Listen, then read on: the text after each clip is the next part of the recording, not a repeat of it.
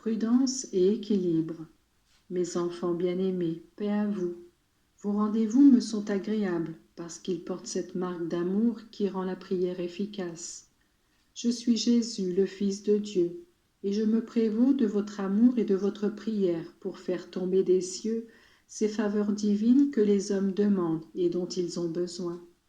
Je souhaiterais que ces rencontres se multiplient et qu'elles deviennent partout une flamme qui allume un grand feu. Je voudrais que les curés s'impliquent pour que toute paroisse, la prière et l'exemple d'un groupe d'âmes ferventes soit pour les autres un vibrant rappel à la foi, à la charité fraternelle, à l'honnêteté de la vie. Rappelez-vous cependant quel mal j'ai eu pour évangéliser ma ville de Nazareth. Peut-être vous sera-t-il difficile à vous aussi d'agir dans vos paroisses. Ne vous laissez pas abattre pour autant, mais répandez le bien là où cela vous est possible. Le monde entier est à Dieu, c'est son temple. Vous pouvez porter partout cet enthousiasme et ce désir de bien qui doivent être le principal de tout apostolat. En effet, si vous ne sentez pas de désir et d'enthousiasme pour ce que vous possédez, comment pourriez-vous communiquer aux autres ces dons?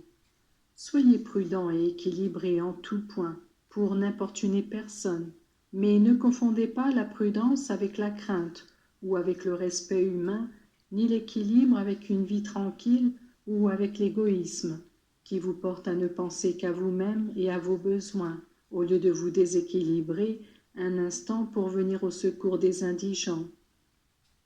Le monde est rempli d'aveugles et de personnes dans le besoin. Votre prudence ne doit pas permettre que les aveugles tombent dans la fosse de l'erreur, et votre équilibre ne doit pas vous empêcher de vous pencher sur les misères des autres. Mais il est extrêmement important que vous ne pensiez jamais avoir le monopole de la vérité et de la sagesse. Avec charité et humilité, cherchez au contraire le dialogue avec toutes les personnes disposées à vous écouter, et votre amitié fera jaillir cette aide affectueuse qui permettra à chacun de se sentir le débiteur de l'autre. Mes enfants, c'est l'orgueil qui a provoqué la chute des anges rebelles, qui a porté la ruine dans le monde et qui continue à y semer le mal. L'orgueil des hommes empêche le bien, l'anéantit et rend difficile toute cohabitation humaine. Je désire que mes amis soient amis de tous, mais pour que cette merveilleuse unité de cœur soit possible, l'humilité est nécessaire. C'est elle qui permet à chacun de reconnaître ses propres limites, ses incapacités personnelles ou ses erreurs. C'est ainsi que, au lieu d'accuser les autres de ce qui se produit dans la famille ou dans la société, on s'en prend plutôt à soi-même. En revanche, dites-moi, qui pense à s'accuser devant Dieu et devant le prochain de tout le mal qui prolifère dans la société?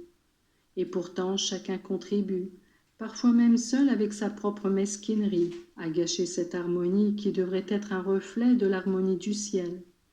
C'est dans l'humilité, qui est sincérité, que l'on peut trouver la force de rebâtir. La charité et l'accord mutuel permettent de reconstruire les ruines.